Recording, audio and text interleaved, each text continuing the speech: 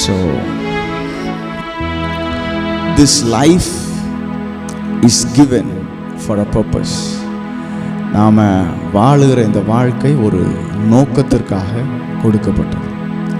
And the purpose is that the name of the Lord be lifted in all that we do.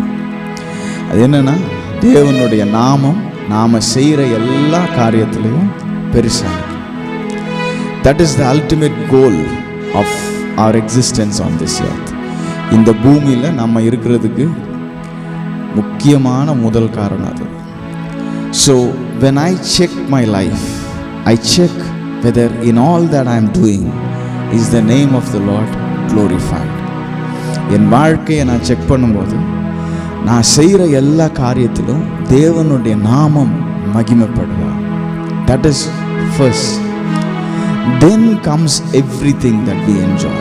நாம் அனுபவிக்கிற எல்லாமே அதுக்கப்புறம் வருது. But first and prime is that the name of the Lord is glorified in my life.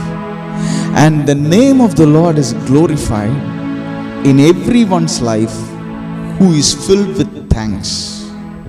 இந்த தேவனோட மகிமை யாருடைய உள்ளங்கள் எல்லாம் நன்றியால் நிறைஞ்சிருக்கோ அங்கே கண்டிப்பா the name of the Lord will be glorified. If you are filled with thanks, the name of the Lord is glorified in your life. You cannot miss that.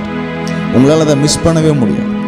நீங்கள் நன்றியால் நிறைஞ்சிருக்கீங்கன்னா, it may be a downhill or an uphill, it may be a cool day or a hot season. அதாவது அது ஒரு வேலியாக இருக்கலாம், இல்லைன்னா மேலே ஒரு பெரிய மலையாக இருக்கலாம், அது என்ன வேணால் இருக்கலாம், எப்படிப்பட்ட சூழ்நிலையாக இருக்கலாம், கஷ்டமாக இருக்கலாம், வருத்தமாக இருக்கலாம், இல்லை சந்தோஷமான நாட்களாக இருக்கலாம். But if you are able to thank the Lord with the whole heart, the name of the Lord is glorified there. நீங்கள் தேவனை உங்கள் முழு இருதயத்தோடு உங்களால் நன்றி செலுத்த முடியும்னா you are glorifying God. It doesn't have to be all well for you to thank Him. நீங்கள் அவருக்கு நன்றி சொல்கிறதுக்கு எல்லாம் ரொம்ப சிறப்பாக சூப்பராக இருக்கணும்னு அவசியமே இல்லை. But thanks will take you to excellence. ஆனால் நன்றி உங்களை என்ன பண்ணும்? மேன்மைக்கு நேராக கொண்டு செல்லும். It's a propelling force. Thanks is a propelling force that pushes you to excellence. நன்றி நம்மை மேன்மைக்கு உயர்த்தக்கூடிய ஒரு பெரிய ஒரு it has such a weight. அதுக்கு அவ்வளவு கனம் உண்டு.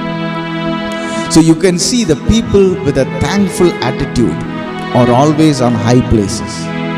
They will not stay much on a lower stance.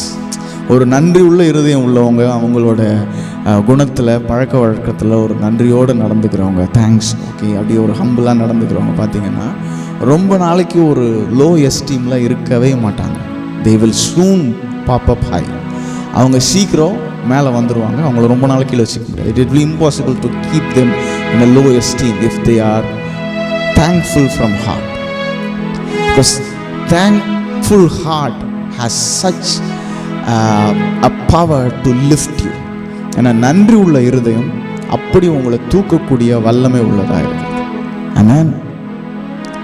Thank you Jesus. Let's all close our eyes and just